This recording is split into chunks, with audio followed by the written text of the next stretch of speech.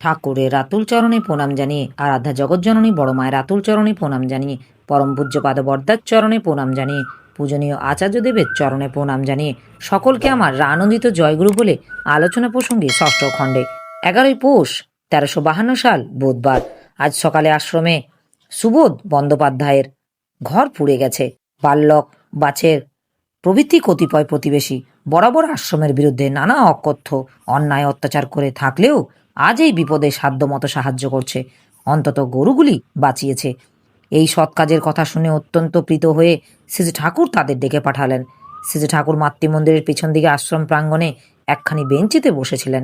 বাছের এসে উপস্থিত হতেই শ্রী ঠাকুর আনন্দে আপ্লুত হয়ে নিজে উঠে এসে তাকে সারা গায়ে কালি ঝুলি ও ঘাম মাখা অবস্থায় বুকে জড়িয়ে ধরে আবেশ ভরে চুমু খেতে খেতে গভীর ও আবেগের বললেন, তোমরা যা করেছ তার তুলনা নেই।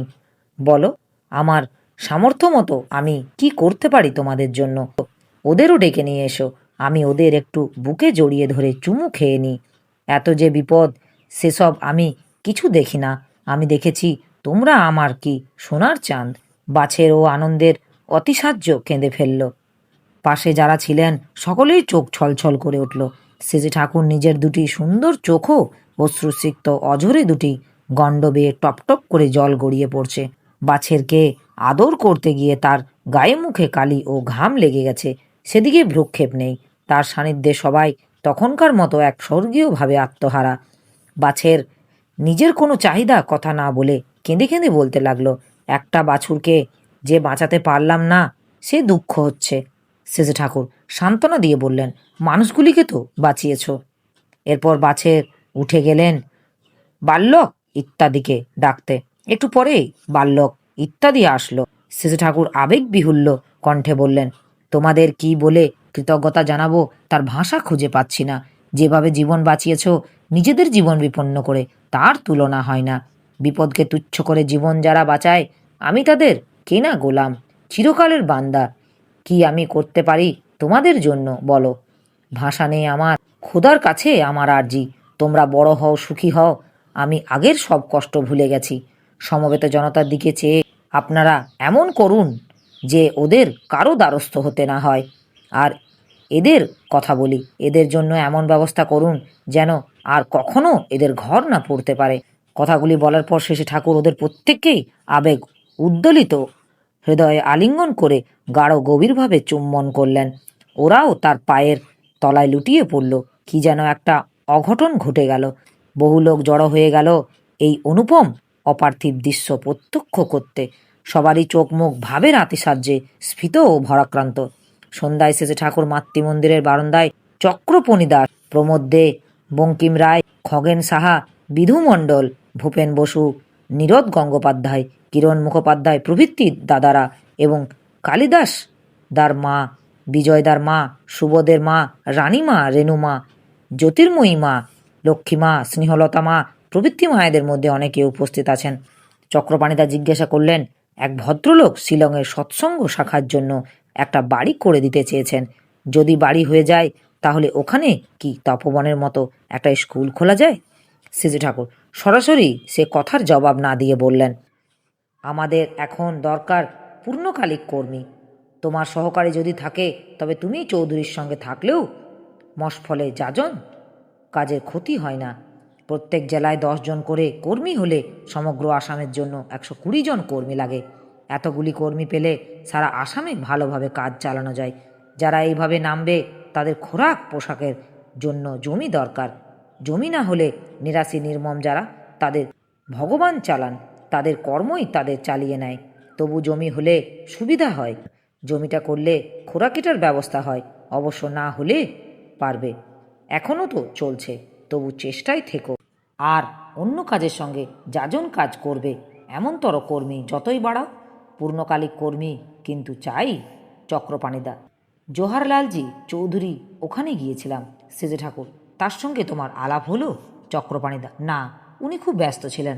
প্রমোদদা, অনেকে বলেন জাতীয় স্বাধীনতা যদি আসে তাহলে জনের স্বাধীনতা ও উন্নতি আপনা থেকেই হবে। সেজে ঠাকুর, স্বাধীনতা দিলেই স্বাধীনতা পাওয়া হবে না। যত সময় বহু সংখ্যক জন ঠিক না হয়, স্বাধীনতা দেওয়া মানে বাধা সরিয়ে নেওয়া।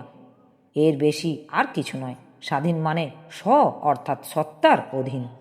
স্ব-এর অধীন মানুষ তখনই হয় যখন সে মুক্ত আদর্শের অধীন হয়। এটা হতে হবে আমাদের। তখন বাপের 5 ছেলে যেমন পরস্পরের প্রতি স্বার্থান্বিত হয়, দেশের লোকগুলি পরস্পর তেমনিভাবে ভালোবাসাময় সেবা স্তত হয়ে উঠবে। স্বর্গরাজ্য নেমে আসবে জগতের বুকে। আদর্শকেন্দ্রিক পারপার্শ্বিক দরদ ও সেবাবুদ্ধি যদি না জাগে, স্বার্থের কোন্দল যদি প্রবল হয়, প্রবৃত্তির লড়াই যদি শুরু হয়ে যায়, তাহলে সে স্বাধীনতা ধুয়ে কি জল খাবো? পরিবেশকে সুস্থ রেখে আমি সুস্থ হব, তা হবার জো নেই। বিধির দলিলে তা লেখা নেই। কিন্তু পরিবেশ সম্বন্ধে আমরা আজ সাধ্য মতো কতখানি সক্রিয় ও সচেতন হয়েছি। পাশের বাড়িতে একজন না খেয়ে মরে গেলেও তো অনেকেই তার খোঁজ রাখি না। অন্যকে বিপন্ন ক্ষতিগ্রস্ত করে নিজের সুবিধা করে নেবার প্রবৃত্তি তো নিতান্ত কম নয়। দেশে পারস্পরিক দ্বন্দ্ব, দেশ ঈর্ষা তো অভাব নেই। ইংরেজ আমাদের দেশ ছেড়ে যাওয়ার সঙ্গে সঙ্গে ওগুলি কি আমাদের ছেড়ে যাবে? আমি তো বুঝি এসব ব্যাধির প্রতিকার হবে না যত সময় আমরা আদর্শের পূজারী না হব। তাই এই চরিত্র নিয়ে যতই সুযোগ সুবিধা পাই, তার সদ্ব্যবহার কমই করতে পারবো মনে হয়। সত্যদা, ব্রজেনদা, নলিনাক্ষদা প্রভৃতি আসলেন। শ্রীজি ঠাকুর তাদের সাদরে ডেকে বসালেন। চক্রপাণিদার সঙ্গে আসামের একটা দাদা এসেছেন। তিনি জিজ্ঞাসা করলেন, জীবনের উদ্দেশ্য কী? শ্রীজি ঠাকুর, উদ্দেশ্য হলো বাঁচা বাড়া। এটা নির্ভর করে আদর্শে আত্মসমর্পণের উপর। এই আত্মসমর্পণের চরমে আসে ঈশ্বর প্রাপ্তি। তাই বলে জীবনের উদ্দেশ্য ভগবান লাভ বা ঈশ্বর প্রাপ্তি। সত্যদা, কেউ যদি কোনো রাজনৈতিক নেতাকে আদর্শ করে, শ্রীজি ঠাকুর, সেই নেতা যদি দ্রষ্টা পুরুষ হন, তাহলে ক্ষতি কী? দেখতে হবে সেই নেতার কোনো জীবন্ত আদর্শের প্রতি এতখানি অনুরাগ আছে, যার ভিতর দিয়ে তার সম্মুখে আত্মনিয়ন্ত্রণ ঘটেছে। আদর্শ যিনি হবেন, তিনি হবেন বৈশিষ্ট্যপালী ও পূর্বতনদের পরিপূরক। ভারতবর্ষ ঋষির সন্তান। আমরা ঋষি চাই, যাকে বলে দ্রষ্টা পুরুষ। তারাই ছিলেন আমাদের স্বাভাবিক জননেতা। আমরা তাদেরই চাই। সত্যদা, জগতের আজ পরস্পর বিরুদ্ধ নানাবাদ, নানা দল, নানা দ্বন্দ্ব। এর মধ্যে মানুষ ঠিক পায় না কোন পথ ধরে সে চলবে। সেজে ঠাকুর, যা কিছু করব তা বৃদ্ধির দিকে হওয়া চাই।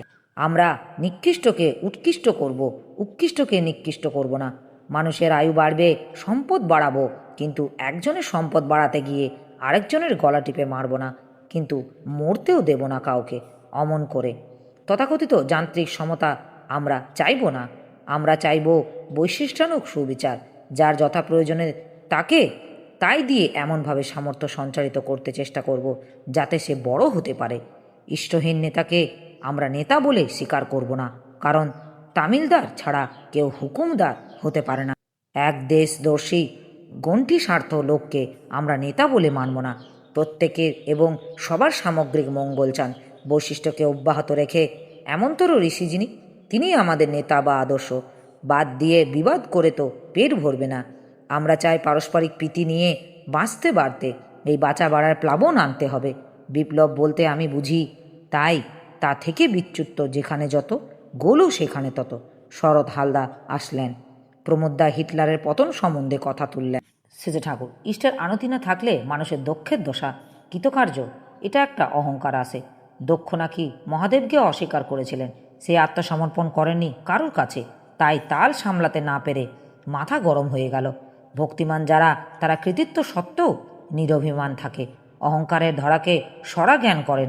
দুর্ব্যবহারে পরিবেশকে শত্রু করে তুলে নিজের বিপদ ডেকে আনে না। হিটলারের পরিস্থিতি এর চাইতে শিবাজির পরিস্থিতি আরও খারাপ ছিল, কিন্তু শিবাজি যে পারল তার কারণ তার আত্মসমর্পণ ছিল।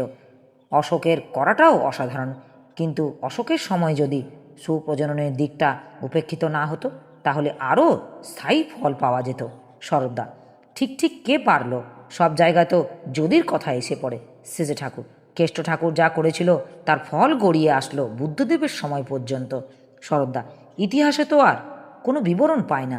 সেজে ঠাকুর, শুনি বাইরের আক্রমণকারীরা অনেক কাগজপত্র নষ্ট করে ফেলেছে, তাই ধারাবাহিক ইতিহাস পাবেন কোথায়? পশুপতি ভাই, উন্নতি মান কি? কি দেখে বুঝবো সে একজন উন্নত?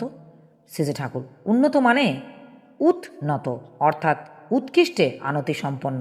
কে কতখানি উৎকৃষ্টে আনতি সম্পন্ন তা তার অভ্যাস, ব্যবহার এবং অধিগমন দেখে বোঝা যায়। যে যত উন্নত, সে অন্যকেও তত উন্নতির দিকে টেনে তুলতে পারে। ও সেই বিষয়ে সচেষ্ট থাকে।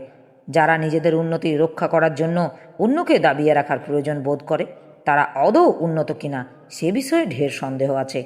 আমার এই আলোচনা প্রসঙ্গে কিছু ভুল ত্রুটি হয়ে থাকলে আপনারা আমায় ক্ষমা করবেন। উপস্থিত দাদা, ভাই, বোন, মায়েদের আমার আনন্দিত জয় গুরু।